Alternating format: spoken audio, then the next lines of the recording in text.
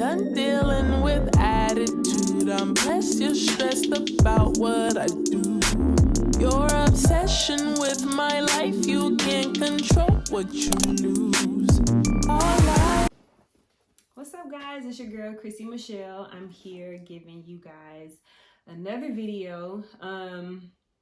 Actually, many of you or most of you may know that I'm pregnant, so this is going to be a pregnancy update video, just giving you guys what my symptoms were, things that I was experiencing through weeks 8 through 11.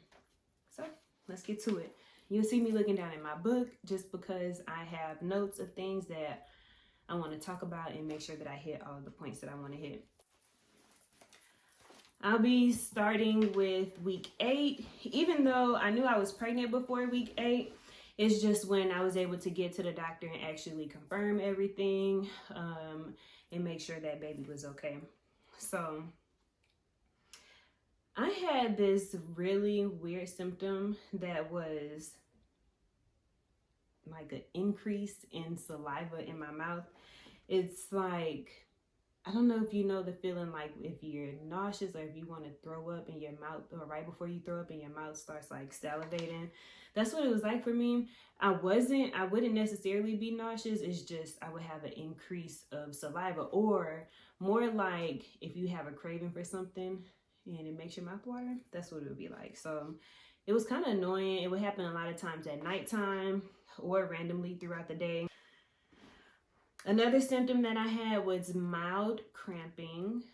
I hear a lot of people say that they experienced that in early pregnancy. And I had something that was strange to me, and I can't really say if this is the location, but it feels like this is what it was, where I would have pain in what I would believe to be my cervix. I'm not a doctor. I've never seen my cervix.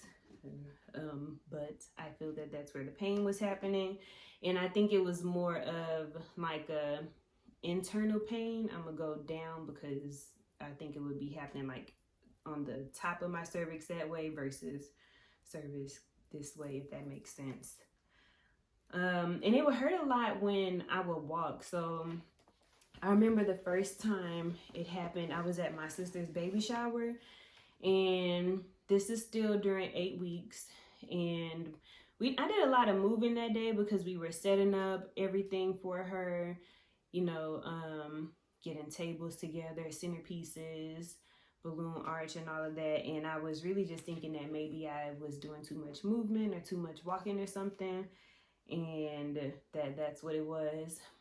When I came home and went to sleep, it was okay the next day. So maybe I just probably was moving too much and doing more than I needed to be doing. Another thing that I had was TMI, diarrhea. I never knew that that was like associated with pregnancy, especially because in my previous pregnancy, where actually I had miscarried the month before, I had the opposite of diarrhea, so constipation. But this time it just seemed like it just was a part of my pregnancy. I didn't necessarily eat anything that caused me to have stomach issues, and really throughout the rest of the weeks, I started to have just like that sensation, like a bubble guts type of feeling in my stomach when I would eat certain things like fast foods, anything that's greasy. I just would always have that type of upset stomach feeling. And really that's what my symptom was. I hear a lot of people with nausea. I wouldn't say that I was nauseous. I just had that constant upset stomach feeling, and it was very uncomfortable. So I guess to help with that, I would find myself eating things like salads. I would go to Salada all the time where they could, where I could build my own salad. But certain things that I would normally put in my salad, I realized that also was causing me to feel a different type of way too. Like I like to put banana peppers in my salads, but I think the acidity of it wasn't agreeing with my stomach, so I stopped building my own, and I would just go with like a generic chicken Caesar salad, something that was just kind of plain and simple, and that made me feel better. I was extremely tired. Didn't really have much energy to do anything. My husband and I would always go out and, hang out with friends or go here and there. And I wasn't really interested in doing any of that. Maybe because he was out of town too. He was away working in Florida, but most weekends and all, I was in the house, in the bed, just sleeping all day. I have cold water. Usually for me, I want room temperature water. I drink a lot of water as it is already, but with this pregnancy, I'm wanting cold water. My husband would bring me a bottle of, room temperature water like I would normally drink, and I'm looking at him sideways because do you not know who I am? I'm a new person. I need cold water now. But yeah, that was weird, and I'm still drinking cold water now. I would be really thirsty all of the time. Back to, I guess I'm gonna say, my upset stomach. People say to do crackers or ginger ale to help them with that. Crackers wasn't helping me at all. I never had ginger ale. I would try Sprite, but that wouldn't help either. So it really wasn't much I can do. I guess just kind of the changing what I ate is the only thing that really helped to settle my stomach. And I did experience some spotting at week 8, but I do believe that it was because when I went to the doctor, they did a sonogram, but they didn't do it from on top of my stomach. They had to do it vaginally. And the reason they did that is because, like I mentioned already, I miscarried that month before. And the doctor told me really to wait a month or 2 before trying again, but we didn't.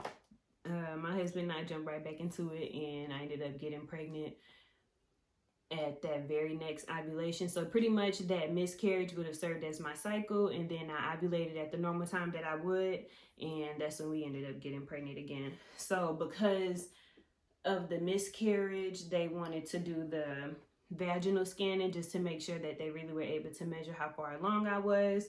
And surprisingly, I was as far as I thought that I would be, which was the 8 weeks. I was really about 8 weeks and 5 days, going on 9 weeks at that time. I was also pretty moody or snappy, and that I was going off on people. I even changed doctors from when I had the miscarriage, because I just didn't like the way that they were doing things. They told me before to come in for blood work, and the whole process of what they said that they would do just didn't go the way that it was supposed to go. And I didn't like that. So, and the only reason I actually tested for the pregnancy this time, and to my surprise, it was positive. I didn't think that it was going to be positive so soon. But I checked because we were going to go out one Friday night for my neighbor, for her birthday. And I'm like, let me just test in the morning, first morning urine. And I put it down, and after however long, I picked it up, and it was positive. I was surprised, and I was talking to myself like, you lying, you're playing, stop playing with me. But it really was positive.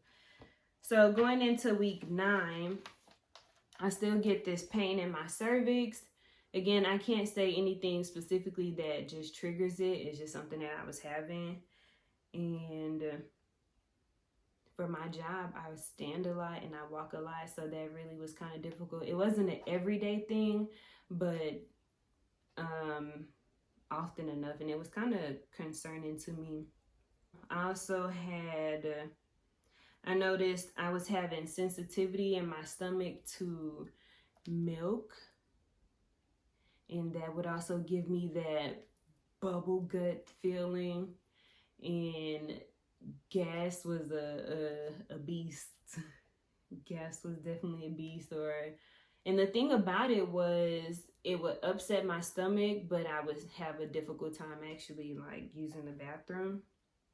I had a lot of bloating at this time, And this is 9 weeks is fairly early to be uncomfortable, or at least I think to be uncomfortable with the way that my pants were fitting. So I guess because of the bloating, a lot of times I would just leave my pants unbuckled or kind of unzipped a little bit to, help relieve some of that tension from my pants being buckled and the amount of bloating that I was having. I experienced a discharge. And actually, this is something that made me think that I could have been pregnant too. And part of why I tested because of that discharge. And I had the same discharge with the previous pregnancy that I miscarried. And it was a white consistency. It's a thinner consistency, but I don't know if anyone has been pregnant before. I would imagine that you know what I was experiencing or what I'm talking about. I had a round ligament pain, mostly at nighttime when I'm laying down. At this time, I'm still able to lay on my stomach. So if I try to move a certain way, if I move too fast, I would experience round ligament pain. And that's a pain that's more like towards the front. And I don't know what to call it, but like between where my legs would connect to my hip. I was not sleeping well at all. Not sleeping well, and like tossing and turning all night. I would even wake up in the middle of the night for maybe about an hour or so, just because, I don't know, I would just end up getting on my phone or something because I just was not sleeping well. And that's really it. Not too much difference between week 8 and week 9. I started to get headaches as well during this time period. But that's really it. Week 9 wasn't too much different. And I think a lot of the weeks actually start to roll together. The symptoms really just continued. I don't think that they stopped. I would just maybe add 1 or 2 new things in addition to it. Then week 10, still tired, still no energy. Also in these weeks, I was also feeling very emotional. Like, I'm not really a crier, but I was crying for whatever. I couldn't even say what was wrong, just what's making me feel upset. I know I very much wasn't feeling like myself. I don't know if this is really a thing. I hear a lot of people talk about like a postpartum depression, and it felt a lot to me, and I'm gonna call it prepartum. I don't know if that's the correct term, but that's just what I'm gonna say, because again, I couldn't really say exactly what was wrong, what was making me feel away. The type of thing that really would, I guess, trigger it is just if something misfortunate would happen. It wouldn't even have to be a huge misfortune, but that's how I was feeling. And I'm crying to myself. And what's funny is I had been feeling like this anyway throughout the weeks. And when I found out I was pregnant, I didn't tell my husband at first because I wanted to surprise him. His birthday was coming up, and I'm thinking I'm gonna be able to hide it until his birthday.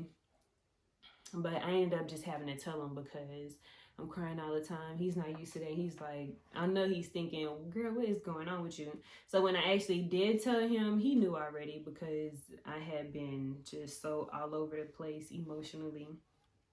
I said no food aversions, but I guess it really is a food aversion because I wasn't wanting like fast food. I knew for a fact that fast food just wasn't gonna get it for me. Because of the way the grease or the heaviness of it would make me feel. So a lot of times when I was wanting was home cooked meals. And my mom was great because she came over, especially with my husband being away in Florida. She came and she stayed over with me for a few weeks. And by the time I get home from work, she had food cooked, or my neighbors would have cooked for me, because I was no good. I was coming home and I really wanted to do anything, no energy. I already was feeling down.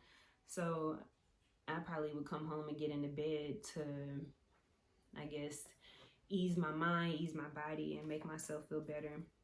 I'm still not sleeping well during week 10. I'm still having these headaches. I'm still gassy and bloaty. I'm still not able to have milk. I'm still having pain in my cervix. But the diarrhea has like gone away, but I do still get this discomfort feeling in my stomach. Again, I always had the feeling like I needed to go to the bathroom, but I wasn't going. And actually, I probably should have added the constipation because I wasn't going regularly. In week 11, at this point, I'm starting to think that the pain from the cervix is just from the baby, like, I don't know, moving in there, however the baby is moving, and maybe pushing on something that's causing pressure to make that hurt in there. And again, it's still hard to walk. And usually it's more so geared to pain like in my left leg when I walk. So I'm trying to, when I do walk, maybe limp a little bit or drag that leg a little more in order to keep myself just from feeling that pain and putting the pressure onto my leg.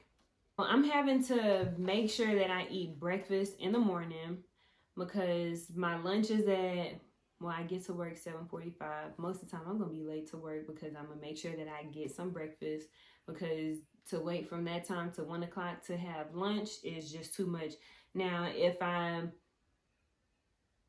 eat the wrong thing, it's going to make me not feel good.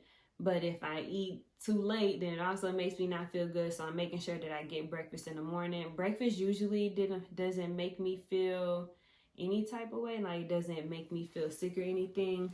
But again, I just need to make sure that I eat because I'm not able to go that long without having food, or else I'm not going to feel well. But that's pretty much all of my symptoms that I experienced between weeks 8 and 11. Comment down below if you have any questions for future updates, or if you had any similar symptoms than what I've had. If you've had any symptoms that maybe you're experiencing that I forgot to mention, I can confirm if I also experience those things in my next video, or maybe in the next video I can actually say that maybe that is something that I was experiencing. But comment down below. Don't forget to like and hit that subscribe button. Turn your notifications on so that you can always get alerts whenever I upload new videos. I'm done dealing with attitude. I'm less you're stressed about what I do. Your obsession with my life.